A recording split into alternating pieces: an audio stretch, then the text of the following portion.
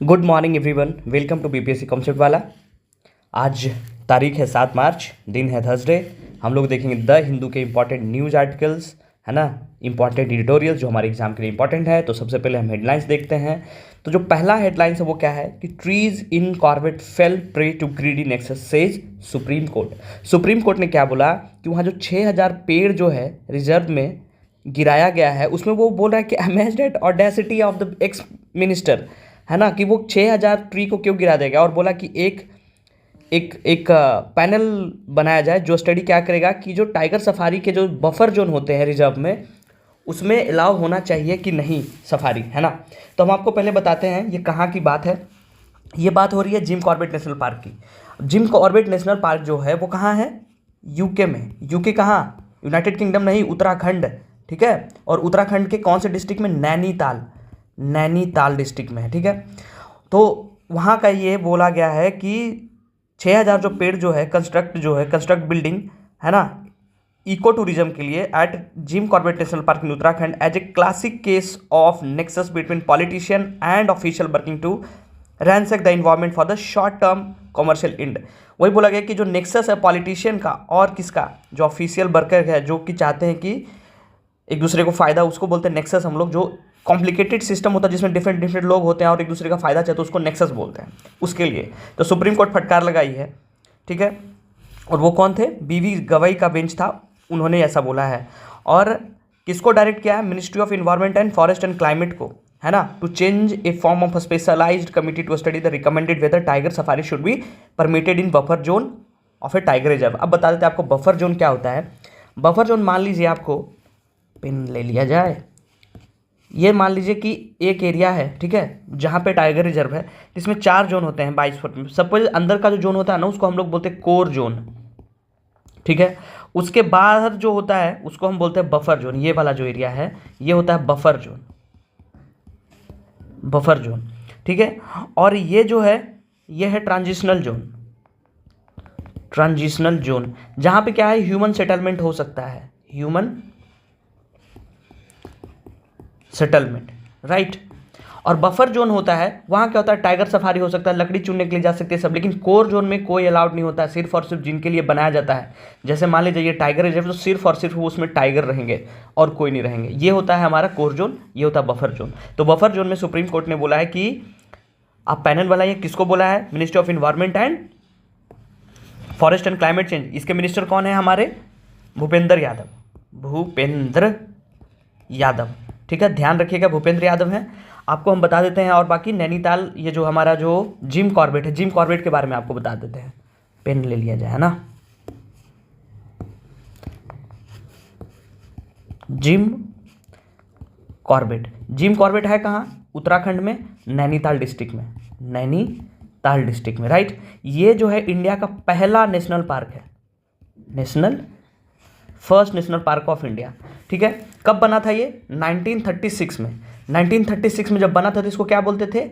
हेले पार्क, हेले national park. और ये किसके नाम पे रखा गया था? एक थे उस समय के गवर्नर हेले, उनके नाम पे। बाद में 1956 में इसका नाम बदल के क्या कर दिया गया आफ्टर इंडिपेंडेंस? Jim Corbett. और जिम कॉर्बेट कौन थे?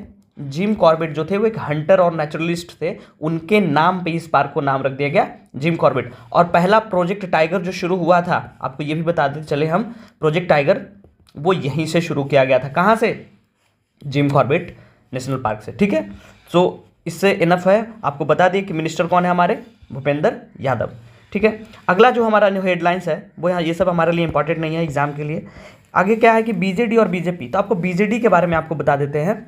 ये बीजेडी जो है इसका मतलब क्या होता है? पेन बदल लें, BJD, बीजू जनता दल। ये जो है जनता दल से, जब जनता दल का स्प्लिट हुआ था तब जनता दल बना था। कौन बनाए थे? ये बनाए थे नवीन पटनायक। नवीन पटनायक कौन है? नवीन पटनायक जो हैं वो अभी उड़ीसा के करंट CM हैं, उड़ीसा, ठीक है। तो ये बीजेडी बनाए। ये कौन सी पार्टी है? ये एक रीजनल पार्टी है, राइट। कब बना ये बना 26 दिसंबर 1997 को, ठीक है, जनता दल से अलग होके। और एक चीज़ आपको बताते चले कि जो नवीन पटनायक हैं, नवीन पटनायक जो हैं वो इंडिया के सेकेंड लॉन्गेस्ट सर्विंग सीएम हैं, लॉन्गेस्ट सर्विंग सीएम। तो अब जब सेकेंड की बात हुई तो आपको पता दिमाग में तुरंत आना चाहिए पहले कौन है, तो पहले हैं वो पवन चैमलिंग। पवन चैमलिंग कहाँ के सीएम? सिक्किम के। वो सबसे लंबे समय तक सीएम रहे अभी तक की इंडिया में, कब से कब? 1994 से 19 तक, 2019 तक, ठीक है। उसके बाद यहाँ देखिए कि ensure Pakistan does not divert loan to fund defence bill India to IMF. IMF क्या है पहले अब ये देखेंगे, तब तो आपको समझ में आया कि इंडिया बोल क्या रहा है, किसको बोल रहा है, ठीक है। तो आईएमएफ का मतलब क्या होता है? ये इंटरनेशनल मॉनिटरी फंड है ना, ये क्या है? एक फाइनेंशियल इंस्टीट्यूशन है।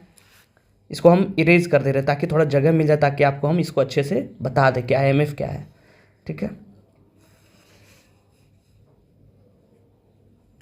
ये देखिए आईएमएफ, ठीक है। आईएमएफ जो क्या है? एक फाइनेंशियल एजेंसी है ऑफ यूएन, यूनाइटेड नेशन का, ठीक है।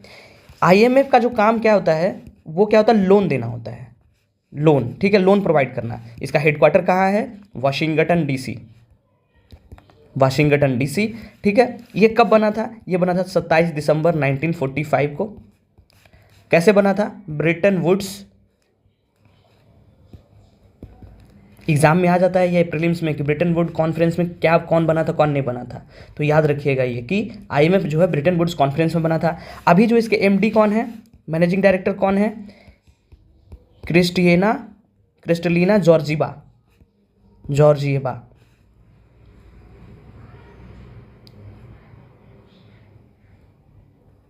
कहाँ के रहने वाले हैं? ये बुल्गारिया के रहने वाले हैं। और बुल्गारिया कहाँ है? बुल्गारिया जो है वो सॉदर्न यूरोप में है। यहाँ देखिए आपको बुल्गारिया दिखा रहे हैं आपको मैप में। हम सोच रहे हैं कि अब आपसे जहाँ जहाँ प्लेस आएगा तो मैप भी आपको दिखाते चलेंगे, तो आपको ध्यान रहेगा। ये देखिए हमारा पूरे वर्ल्ड का मैप है, ये हमारा इंडिया है, और ये इस डायरेक्शन में हम जाएंगे तो क्या होगा? ये मिलेगा हमें यूरोप में भी कहाँ है ये? South east Europe. तो देखिए साउथ और ईस्ट, साउथ ईस्ट यूरोप में ये देखिए ये बुल्गारिया है। आपको हम बुल्गारिया अब यूरोप के मैप में अच्छे से दिखा दे रहे हैं। ये है यूरोप में देखिए ये है बुल्गारिया। बुल्गारिया के बगल में कौन सा जगह है? ब्लैक सी, ठीक है। बुल्गारिया की कैपिटल कहाँ है? सोफिया, है ना। उसके बगल में कौन सा जगह है? रोमानिया, है ना। यहाँ देखिए मोल्डोवा, ये यूक्रेन हो गया, है ना। ये टर्की, है ना। टर्की का कैपिटल कहाँ है? इस्तांबुल। उससे जो नेबरिंग क्या है? ग्रीस, है ना। उसके बाद में देखिए नॉर्थ मैसेडोनिया, ये क्या है? सर्बिया, ठीक है। ये रोमानिया, ये इसका हम देख लिए। ये कौन कौन सा सी है? तो ब्लैक सी, आर्जियन सी, है ना, आयोनियन सी, एड्रियाटिक सी। तो आपको ये मैप देखते देखते ना याद रहेगा। आप एक चीज़ बताइएगा, जब सर्बिया की बात है, सर्बिया के एक बहुत बड़े प्लेयर हैं टेनिस के, उनका नाम कमेंट बॉक्स में आप बताइएगा, सर्बिया के रहने वाले हैं, ठीक है। हाँ, तो कहाँ थे हम लोग? हाँ, एमडी तक थे। उसके बाद हम आपको बताते हैं कि इसके जो पहले डिप्टी एमडी हुए हैं वो कौन है? वो है हमारे इंडिया की गीता गोपीनाथ,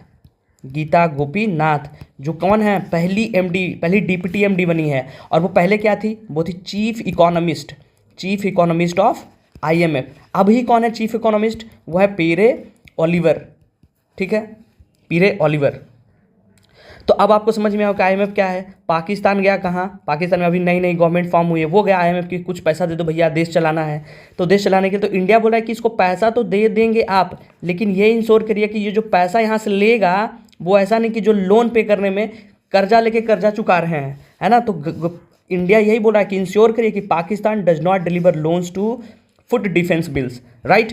देखिए क्या बोला जा रहा है कि taking a tough stance India has batted to stringent monitoring, एकदम कड़ा मॉनिटरिंग कर रहा है। और वो क्या कह रहा है आईएमएफ से, इंटरनेशनल मॉनिटरी फंड से, कि it's financially beleaguered neighbouring Pakistan, stressing that such fund must not be redeployed towards the defence bill और repayment of loans other countries, ठीक है। जो अलग से चाइना से जो ये लोन लेके रखा, वहाँ के अभी प्राइम मिनिस्टर कौन बन गए हैं? शहनवाज शरीफ। ये कौन है? ये जो नवाज शरीफ हैं उनके भाई हैं शहनवाज शरीफ, राइट। तो यहाँ भी देखिए लिखा हुआ है कि आईएमएफ के एग्जीक्यूटिव बोर्ड के नॉमिनी जो हैं, एग्जीक्यूटिव डायरेक्टर कौन है? कृष्णमूर्ति सुब्रमण्यम। ये याद रखिएगा नाम, बाकी इंपॉर्टेंट नहीं है। इसमें एक चीज़ आपको और बताते हैं कि एक टर्म आता है स्पेशल ड्रॉइंग राइट्स, है ना, एसडीआर।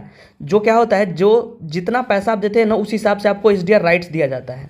तो एसडीआर राइट सबसे ज़्यादा किसका है आईएमएफ में? यूएसए का, उसका उतना ज़्यादा बात चलेगा, है ना। तो जब भी एसडीआर आए, इतना ही हमको जानना है, तो वो किससे रिलेटेड होगा? आईएमएफ से रिलेटेड होगा, राइट। अब आगे चलते हैं हम लोग। आगे क्या देखते हैं, ये सब तो पॉलिटिकल न्यूज है कि ईडी जो है फाइल फ्रेश किया सीएम में, ये सब हमारे लिए इंपॉर्टेंट नहीं हो जाता एग्जाम के लिए, ये यात्रा फात्रा हम लोग से मतलब नहीं है। ये देखिए एक कभी कभी पूछ देगा कि महिंद्रा परक्यूशन फेस्टिवल कहाँ हुआ, तो ये कहाँ, बेंगलुरु में हो रहा है, ठीक है, ये बस ध्यान दीजिएगा। अब आते हैं एडिटोरियल पे, कलम से क्रांति वाली बाई जो है वहाँ देखते हैं। इसमें क्या है कि स्पीकिंग पहाड़ी सीकिंग अनंतनाग है ना, कि प्राइम मिनिस्टर जब से आर्टिकल 370 रिवोक किया गया है तो मोदी जी पहली बार जा रहे हैं 7 मार्च को, तो उसके लिए तो ये हमारे लिए इंपॉर्टेंट नहीं हो जाता है ये कि बीजेपी का मैथ क्या है, रिजर्व सीट क्या होगा, एग्जाम के लिए कोई इंपॉर्टेंट नहीं। एग्जाम के लिए इंपॉर्टेंट ये है कि the tale of have money but miracle drug, है ना, कि मनी है और कोई ऐसा आदमी मेहनत करना चाहता नहीं है और चाहता है कि पैसा से कुछ मिरेकल ड्रग ले ले और उससे क्या हो जाए कि कुछ ऐसा मिरेकल अक्षय कुमार जैसा कुछ हो जाए। तो ये देखते हैं इसमें क्या बोल रहे हैं कि एक मैजिकल इंजेक्शन है जिसका नाम क्या गया है, सेमाग्लीट्यूड। वो बोला जा रहा है कि टाइप 2 डिजीज़ जो होता है, शुगर डायबिटीज़ मेलिटस में, उसमें यूज किया जाता है। उसमें ये बोल रहे हैं कि जब magical injection guarantee weight loss, है ना, the magic injection contains a drug called semaglutide.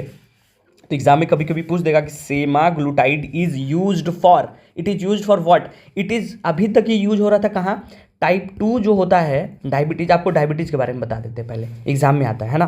तो डायबिटीज को हम क्या बोलते हैं, डायबिटीज को हम लोग बोलते हैं डायबिटीज मेलिटस, ठीक है। ये क्या है,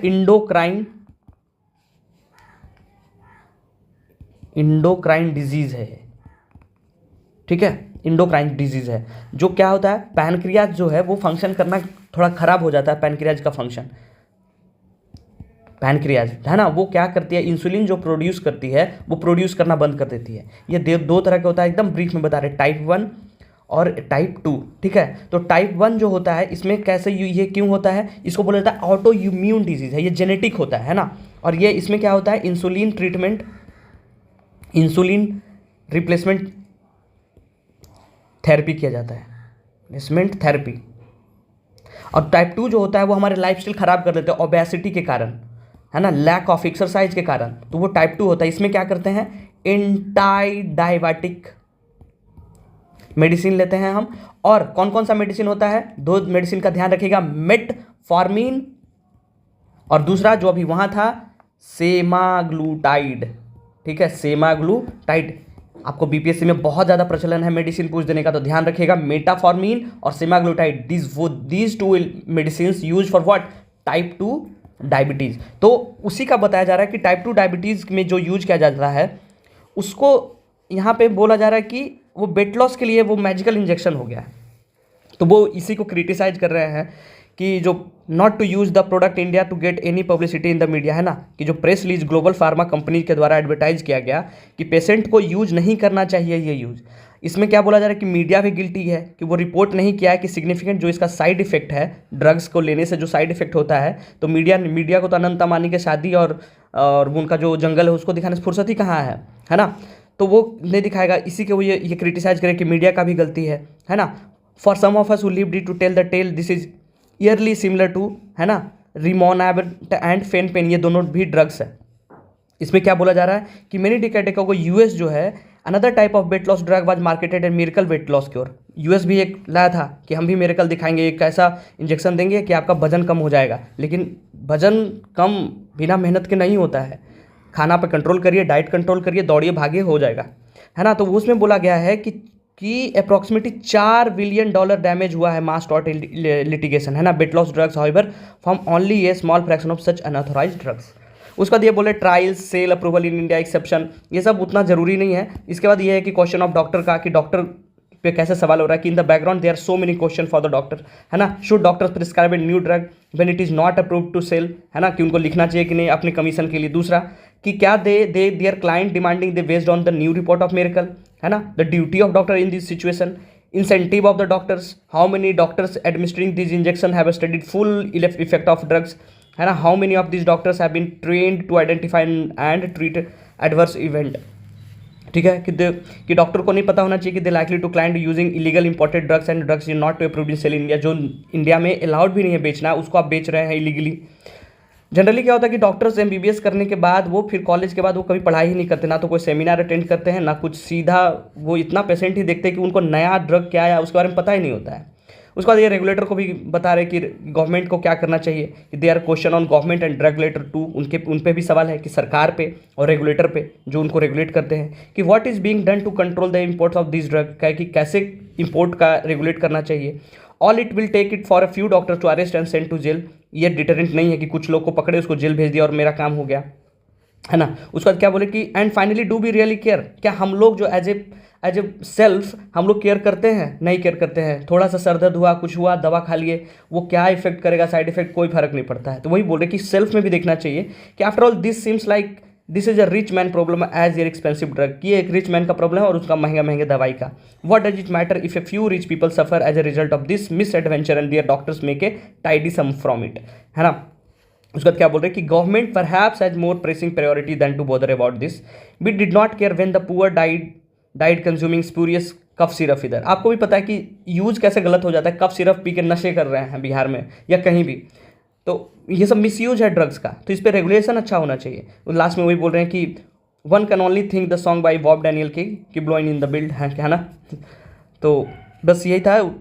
आगे देखते हैं हम लोग, आगे जो है उसमें कि जज जो हैं वेस्ट बंगाल के, जो एक जज थे हाई कोर्ट के, अभिजीत गंगोपाध्याय, वो रिज़ाइन करके बीजेपी ज्वाइन किए हैं। तो वही बोला गया है कि उनका जो भी जजमेंट था उस पर एक उंगली उठता है ना, कि उनका जो रिमार्क था कि क्या वो सही जजमेंट दिए थे, वो बाइस्ड नहीं हुए थे, कि अगर वो अपने टेन्योर के दौरान ही रिज़ाइन करके एक पॉलिटिकल पार्टी ज्वाइन कर रहे हैं, तो उसी पे वो लिखे हैं। इंपॉर्टेंट नहीं, हमारे लिए इंपॉर्टेंट क्या था बस कि जज का नाम क्या है, कि 61 एज में थे। आप लोग बताइएगा कि हाई कोर्ट के जज जो हैं वो रिटायर कब होते हैं, उनका रिटायरमेंट का रिक्वायरमेंट क्या है, कितना एज या फिर कितना साल का टेन्यूर होना चाहिए, वो बताइएगा कमेंट बॉक्स में। 61 के थे, उनका नाम क्या था, गंगोपाध्याय, ठीक है। और वो पॉलिटिकल फ्री जज वेयर फ्री फ्रॉम पॉलिटिकल बाइस, बस यही है इंपॉर्टेंट। आगे हम लोग इंपॉर्टेंट देखते, बहुत अच्छा इंपॉर्टेंट है। कल क्या है, कल है वीमेंस डे, उस पर ये देखिए, अभी हम आगे इसको डिस्कस करेंगे।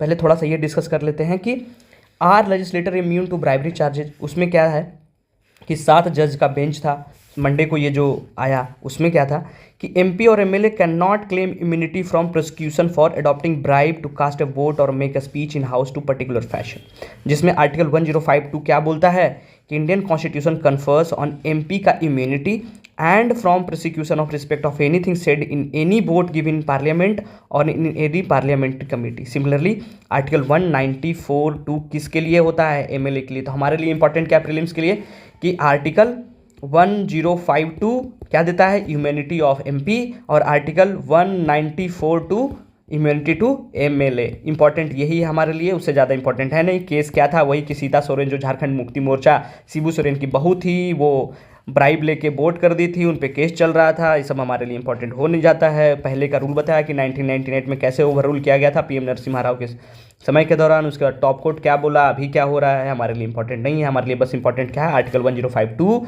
एंड आर्टिकल 194(2), ठीक है। अब बहुत इंपॉर्टेंट जो है, ये आपको एग्जाम में, बीपीएससी के एग्जाम के लिए इतना ज़्यादा जरूरी आर्टिकल है। आप इसको एसे में यूज कर सकते हैं, आप इसको मेंस राइटिंग में यूज कर सकते हैं कि जो ये जो राइटर हैं उनका सिर्फ और सिर्फ साइंस के फील्ड में वीमेंस का जो पार्टिसिपेशन कैसे कम है, कैसे हम उनको अनरिकग्नाइज कर देते हैं, ठीक है। एक थ्योरी जो होता है उसको क्या बोलते हैं, theory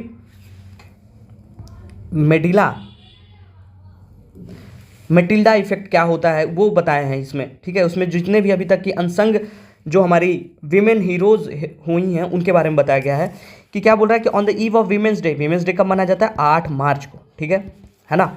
we took a book about women scientist across centuries who broke glass ceiling and left behind a meaningful legacy, है ना, calling for open diverse and egalitarian approach in science, ठीक है। तो इसको हम बहुत अच्छे से पढ़ेंगे, आपको एक एक लाइन पढ़ के हमको बताएंगे ताकि आपके दिमाग में कंसोलिडेट हो, ताकि आप ये रिफ्लेक्ट कर पाएँ अपने आंसर में, ठीक है।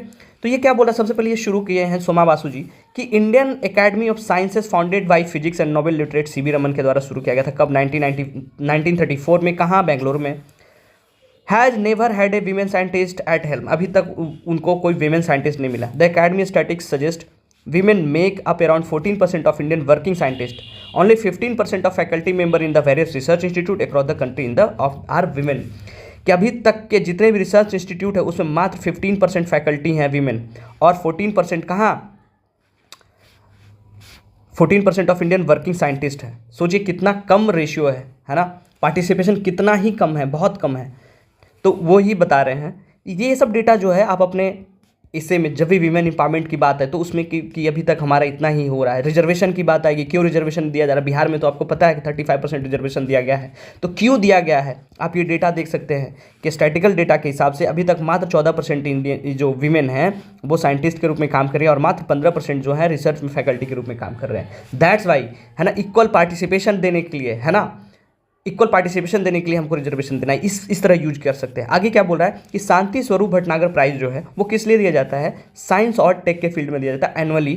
किसके द्वारा दिया जाता है, CSIR के द्वारा दिया जाता है। किस चीज़ में के लिए दिया जाता है, notable research in biology, chemistry, physics, engineering, mathematics, medicine and environmental science के लिए दिया जाता है। उसमें क्या अवार्ड कितना मिला वो बता रही हैं कि has been awarded 571 scientist between 1950 and to 2023 के बीच में 571 साइंटिस्ट को मिला है, जिसमें in the last 65 only 20 women scientist have received India most prestigious award, है ना, जिसमें मात्र 65 साल में मात्र 20 वीमेन को ये अवार्ड मिला है for the first time in 1961 and the last in 2020, है ना। पहला 1961 में पहली वीमेन को मिला था और लास्ट 2020 में मिला है ना। ये सोचने की बात है कि हम किस तरह की सोसाइटी बना रहे हैं, है ना। हम एक तरफ बात करते हैं बहुत सारी की फेमिनिज्म की, तो ये मेरा एक पर्सनल मानना है कि जो विमेंस हैं कभी कभी वो खुद के लिए भी जिम्मेदार होती है। आपको अपना हक छीनना पड़ेगा, मांगना पड़ेगा, स्टैंड लेना पड़ेगा। जब तक आप नहीं लेंगे नहीं होगा, ठीक है। उसके बाद वो बोला जा रहा है कि प्रिवेलेंट बाइसनेस क्या होता है, उसके कारण कैसे इफेक्ट होता है। तो ये बोले कि there are explicit and implicit biases, है ना, against women in science. People जो है उनका एक स्टीरियोटाइप काइंड ऑफ थिंग सोचना क्या है कि जो men are more suited to the subject and women are innately not interested, है ना। ये देखिए मेटिल्डा इफेक्ट क्या होता है। मेटिल्डा इफेक्ट का मतलब होता है कि वाइसनेस जो होता है कि biasness against acknowledging the achievement of women scientist in research and science, कि नहीं कोई स्टीरियोटाइप जैसा सोचना कि नहीं कोई अगर कोई वीमेन या गर्ल है तो she is not good to do the scientific thing as compare to a man और अ बॉय, है ना। उसके कंपेयर में कि हमेशा वो बोलना कि एक लड़का होगा तो अच्छा सोचेगा, एक आदमी होगा तो अच्छा सोचेगा, वही उसी को बोलते हैं क्या, मटिल्डा इफेक्ट। ये सब कीवर्ड्स आप यूज कर सकते हैं अपने आंसर में कि मटिल्डा इफेक्ट क्या दिखाता है कि exodus of the women from sciences as the remain under appreciated for their achievement while suffering discrimination in works, promotion and opportunity. वही बोल रहा है कि मटिल्डा इफेक्ट क्या दिखाता है, एक विमेन की अंडर अप्रिशिएट करते हैं, किस चीज़ में उनको डिस्क्रिमिनेशन फेस करना पड़ता है, पर्क्स में, प्रमोशन में, अपॉर्चुनिटी में। सोचिए हमारे देश में आज भी कॉन्स्टिट्यूशन की 2024 में पहली वीमेन MD बनती है और वो न्यूज़ बनता है और वो एग्ज़ाम में आता है ना। हिपोक्रेसी है हमारे देश का कि हम एक तरफ बात करते हैं कि हम लोग इक्वालिटी में बिलीव करते हैं, लेकिन इतने सालों बाद एक पहला कोई चीफ बनता है तो उसका बताया जाता है कि ये पहली वीमेन चीफ बनाई गई हैं। तो वो क्यों होता है, क्योंकि बाइसनेस के कारण, मेटिल्डा इफेक्ट के कारण, एक स्टीरियोटाइप के कारण कि सी कांट हैंडल, है ना, कि वो प्रेशर हैंडल नहीं कर पाएगी, है ना, उनसे नहीं हो पाएगा। अरे एक बार दो तो यार, कैसे नहीं हो पाएगा, सब कुछ हो पाएगा, ठीक है। आगे देखते हैं। सो साइंस का नॉट मोनोलिथ ऑफ मेन, है ना, कि जो साइंस जो है वो कहीं लिखा हुआ नहीं कि साइंस जो है सिर्फ मेन का मोनोलिथ है, कि सिर्फ साइंस के साथ साइंस जो सब्जेक्ट है वो सिर्फ मेन लेंगे, है ना। तो and research alone, yet women have first psychological pressure and systematically challenge in their scientific journey, है ना। एक ब्रिटिश केमिस्ट थे रोसालिंड फ्रैंकलिन, वो क्या बोले, who contributed the discovery of structure of DNA in 1951 and astrophysicist Bell who discovered first radio pulsars in 1967 went unrecognised during their career, है ना। उसके बाद ये बोल रही हैं कि एक राजिंदर जीत हंस गिल थे, वो एक टर्बन पहन के और लड़कों का कपड़ा पहन के उनको 1950 में मैथ सीखने के लिए जाना पड़ा, है ना, इन ए स्कूल इन पंजाब। एक बायोकेमिस्ट थी कमला सोहोनी, जो क्या IISc बेंगलुरु में सत्याग्रह पे बैठ गई, किस लिए, कि उनको एडमिशन नहीं मिला था, क्योंकि IISc बेंगलुरु में सिर्फ वेन को एडमिशन अलाउड था। तो वो कमला सोहोनी, ये सब एग्जाम्पल आप नोट में लिखिए, एक जगह कहीं लिख के रखिए, ताकि जब भी आप उसको रिवाइज करें तब याद आएगा कि Kamala Sohoni, she was the first women who sat on satyagraha for IISc Bengaluru, है ना, would open to doors for women, patriarchal operation triggers a mindset that works against women. But can a history of science can be written based on a history of exclusion of women in a science. क्या एक ऐसा history लिखा जा सकता है जिसमें women को science के भागीदारी में छोड़ के? नहीं। आगे क्या बोला जा रहा है, आगे बताएंगे कि जो आपको पता होगा, आप पढ़ते होंगे एंसेंट में कि एक बुक है लीलावती, लीलावती को भास्कराचार्य के द्वारा जो लिखा गया था। वो बुक लीलावती किस पे लिखी है? भास्कराचार्य की बेटी का नाम था लीलावती और वो मैथ में बहुत पारंगत थी, उस पर लिखा गया था। आगे हम आपको बताएंगे।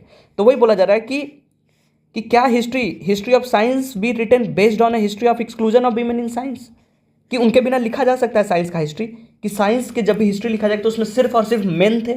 नहीं। ठीक है। To examine the state of women scientist in India, Ashima Dogra and Nandita Jairaj journeyed across science laboratory from Bhopal to Bhubaneswar and Bengaluru to Jammu in 16. They engaged in thought-provoking interview with young researcher and renowned scientists including Gagandeep Kang, Kiran Majumdar-Shaw, Rohini Godbole, Prajabal Sastry Majumdar to explore why gender equality haunts Indian science, है ना। The outcome of revert book, इस book का नाम दे रहे हैं कि lab hopping women scientist in India, उन पे लिखा गया है, which provides a fresh perspective on breaking stereotypes, apathy and sexism. The authors make no bones about the mediocrity of Indian science due to shameful lack of diversity. They say societal expectation of family and children from a women make a science a matter of gender compulsory everyone women scientists to constantly perform her gender at a cost of due recognition, क्योंकि उनको family संभालना होता है gender inequality के कारण। ठीक है। दूसरा कि हम लोग उनको गिविंग ड्यू क्रेडिट, उनको क्रेडिट देना चाहिए। The road map for the way of this is to celebrate women scientists. The fact that ISRO team of rocket women who played a pivotal role in Chandrayaan 2 and 3 moon mission were applauded would have inspired many budding scientists. They are publications that document the path working of the women scientists and need more to be done on this front.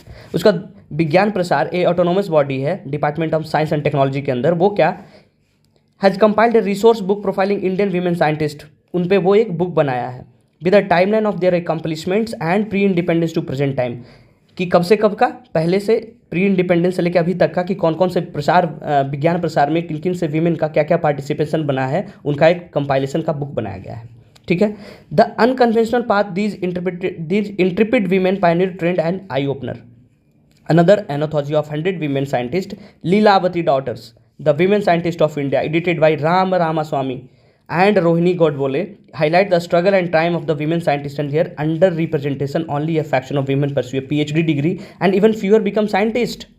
ठीक है। A renowned mathematician of 12th century, Bhaskaracharya, made his brilliant daughter Leelavati solve problems in algebra, geometry and mathematics. So अभी क्या है कि अभी जितने भी women हैं उनको अप्रिशिएट करना चाहिए। जितने भी नाम मैंने लिया, अश्मिता डोगरा, नंदिता जयराम, है ना, रोहिणी गोडबोले, ये इनको अप्रिशिएट करना चाहिए कि आज उन्हीं के कारण जो कि लड़ी और आपको अधिकार मिला। आप लोग भी आने वाले जनरेशन के लिए लड़िए, जो स्टीरियोटाइप है उसको तोड़वाइए, ताकि जो अगला जनरेशन उसको इतना स्ट्रगल नहीं करना पड़े। राइट। तो ये लीलावती जो थी, भास्कराचार्य की बेटी थी लीलावती, उनको वो पारंगत बनाई किस चीज़ में? अलजेब्रा, ज्योमेट्री और मैथमेटिक्स में। उसी के नाम पे भास्कराचार्य अपना बुक का नाम लीलावती रखे थे। ये बहुत ज़्यादा प्रीलिम्स में पूछा गया सवाल है कि लीलावती इज बुक फॉर, है ना, तो that is book for mathematics. So every women scientist featured in the book is considered the inheritor of Leelavati intellectual legacy and is a role of model, says the author. Anjana Chattopadhyay, women scientist in India, life's struggles and achievement, उसमें क्या बोलती हैं? Expose करती है कि neglect of women's contribution to science and how it impeded their careers as they fought opposition in their homes, study and workplaces. उसके बाद दूसरा बुक है कि gutsy girls of science by Ilina Singh. इस सब बुक का नाम भी आप लोग नोट करके रख लीजिएगा, पूछा जा सकता है।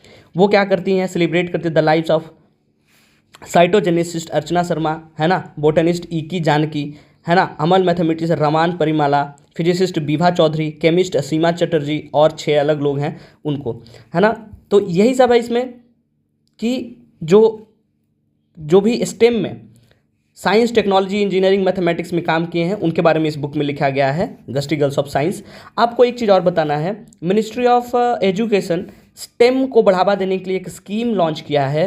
वो स्कीम अगर कोई जानते होंगे तो कमेंट में बताइएगा कि वो कौन सा स्कीम है, नहीं तो हम अगले लेक्चर में आपको बताएंगे वो स्कीम का नाम। ठीक है। आप लोग भी थोड़ा पार्टिसिपेट करिए, दिमाग पे जोर डालिए, सर्च करिए, गूगलाइए थोड़ा, तब समझ में आएगा ना। अब हम अपने तरफ से बस डिलीवर करेंगे, आप लोग कुछ करेंगे ही नहीं तो कैसे काम चलेगा। उसके बाद वो एक जानकी अमल के लाइफ के बारे में बताया गया कि 2020 में Malayalam book took Nirmala James to various places associated with the fire brand E V Janaki Ammal, the first Indian women to awarded a PhD degree in botanical science in 1931, है ना, उसके बारे में बताई हैं। उसके बाद सावित्री प्रीति नैयर के बारे में बताई हैं। तो ये सब इंपॉर्टेंट है, पढ़ लीजिएगा एक बार, है ना, उनका कंट्रीब्यूशन क्या क्या है वीमेंस का। और बाकी तो कल है, तो कल तो बहुत सारा न्यूज़ आर्टिकल और बहुत सारे अनसंग वीमेन का नाम आएगा जो हम आपको बताएंगे। लेकिन ये जो है आपको हम बता दे रहे हैं, इसको पढ़ लीजिएगा स्क्रीनशॉट लेके, ठीक है। स्क्रीनशॉट के लिए हम रेडी कर दे रहे हैं इसको, स्क्रीनशॉट लेके आप लोग पढ़ लीजिएगा अच्छे से और नोट्स बना लीजिएगा, क्योंकि ये ऐसे में यूज कर सकते हैं, मेंस में यूज कर सकते हैं, राइट। अब आगे चलते हैं। आगे क्या है, आगे तो हमारे लिए कोई न्यूज़ दिख नहीं रहा है, जो कि सब सारा का सारा तो पॉलिटिकल न्यूज़ है, ठीक है। धरना प्रदर्शन हम लोग क्या क्यों पढ़ेंगे, ये तो उसके बाद पढ़ा जाएगा ना, जब आप सर्विस में आ जाएंगे उसके बाद कि कहाँ क्या हो रहा है। इंपॉर्टेंट न्यूज़ है प्रीलिम्स के लिए कि नेवी जो है कमीशन किया है INS Jatayu MH-60R helicopter squadron, ठीक है। आपको हम बता दे रहे हैं कौन कौन सा नेवी है जो है कमीशन किया है। पहला तो है INS जटायु, INS जटायु, ये कहाँ इसको कमीशन किया है, मिनी क्वाय आइलैंड्स। दूसरा है INS द्वीप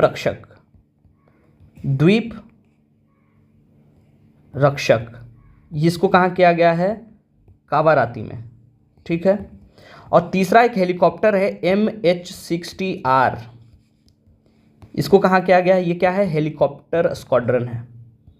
हेलीकॉप्टर स्क्वाड्रन मतलब क्या होता है, ग्रुप ऑफ एक जैसे बटालियन होता है ना आर्मी में कि 50 लोग 40 लोग का एक लोगों का ग्रुप को बटालियन बोलते हैं, उसी तरीके से जो स्क्वाड्रन होता है उसमें 10 हेलीकॉप्टर 12 हेलीकॉप्टर होगा, वो ग्रुप को हम क्या बोलते हैं, MH-60R ग्रुप को हम क्या बोलते हैं, हेलीकॉप्टर स्क्वाड्रन, उसको स्क्वाड्रन बोलते हैं, ठीक है। और इसको कहाँ किया है, INAS 334, जिसको हम क्या बोलते हैं, सी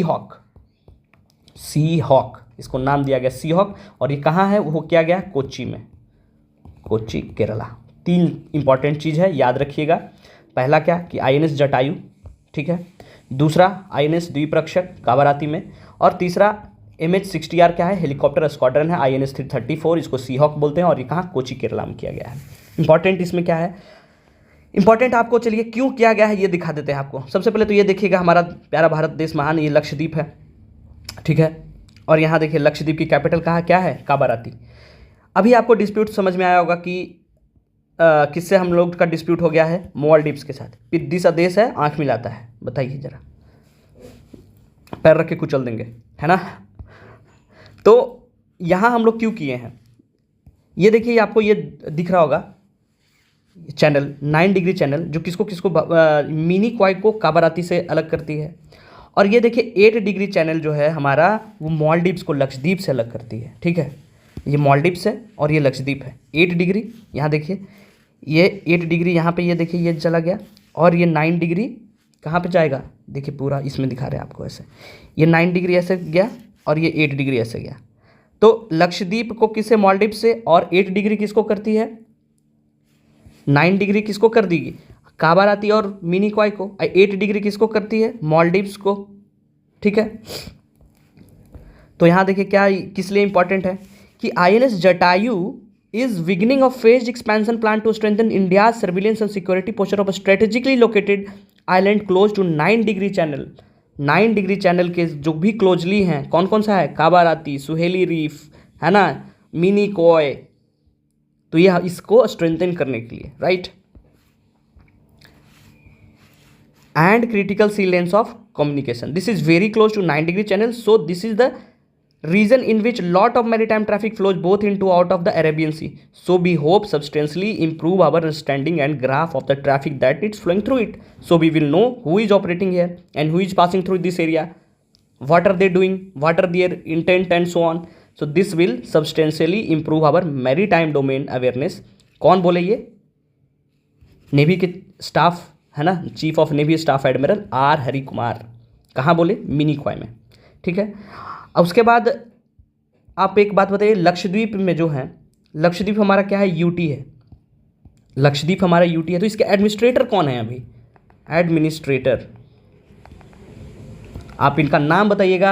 ये 2-3 यूटी के एडमिनिस्ट्रेटर हैं, बहुत इंपॉर्टेंट आदमी है, एग्जाम में बहुत बार पूछा भी गया है, अभी बताइएगा। तीसरा है हमारा कि प्रेसिडेंट जो है प्रेजेंट की है संगीत नाटक अकादमी, संगीत नाटक अकादमी अवार्ड, ठीक है। अब आपको संगीत नाटक अकादमी अवार्ड के बारे में बता देते हैं कि कब बना और क्यों बनाया गया। संगीत नाटक अकादमी, ठीक है, ये 1952 में पहला अवार्ड दिया गया था, उसके बाद ये फुल फ्लेज 1953 से शुरू किया गया, राइट। इसका हेडक्वार्टर कहाँ है? रविंदर भवन, दिल्ली, है ना। इसके अभी चेयरमैन कौन है? संध्या पुरेचा, संध्या पुरेचा। ऐसे पढ़िएगा ना तो आपको सब याद रहेगा कि कब बना, अभी कौन है ना। ये किस लिए काम करती है? ये 3 चीज़ में काम, जैसे देखिए संगीत मतलब म्यूजिक, नाटक मतलब ड्रामा, और एक इसमें बीच में जोड़ दीजिए डांस। डांस क्या है? दोनों को, म्यूजिक और ड्रामा को ऐड करता है, एक आर्ट फॉर्म है। ये किस मिनिस्ट्री के अंदर काम करता है? Ministry of culture. अभी मिनिस्टर कौन है? Ministry of culture. इसके मिनिस्टर कौन है? जी किशन रेड्डी, ठीक है। इंडियन क्लासिकल डांस कितना होता है? चलिए 9 होता है, आपको बता दे रहे जल्दी जल्दी, ठीक है। पहला क्या है? भरतनाट्यम, कहाँ? तमिलनाडु। कथक कहाँ? हमारा नॉर्थ इंडिया यूपी में। कथकली केरला। कुचिपुड़ी आंध्रा। मणिपुरी मणिपुर का, है ना। मोहिनीअट्टम केरला। उड़ीसी कहाँ का है? उड़ीसा। सतारिया असम का। और एक है छऊ। छऊ ना 3 तरह का होता है, एक झारखंडी छऊ हो गया, एक बंगाली छऊ हो गया, एक उड़ीसी छऊ हो गया, तो ये 9 तरह का है, ठीक है। तो इसमें क्या क्या है? इसमें 3 लाख मिलता है, किसको? 3 लाख मिलता है जो एकेडमिक फेलो होते हैं उनको 3 लाख मिलता है, और जो प्राइज एकेडमिक अवार्डी होते हैं उनको 1 लाख, एक चादर और एक ताम्रपत्र मिलता है, ठीक है। कौन कौन किनको किनको मिला ये देख लेते हैं कि द फेलोज आर, जिनको 3 लाख रुपया मिला है वो कौन कौन से हैं? विनायक खडेकर, है ना, ये फोकलोरिस्ट हैं। उसके बाद बीना बजाते हैं वो क्या होने? आर विश्वेश्वरन। कथक एक्सपोनेंट सुनैया हजारीलाल।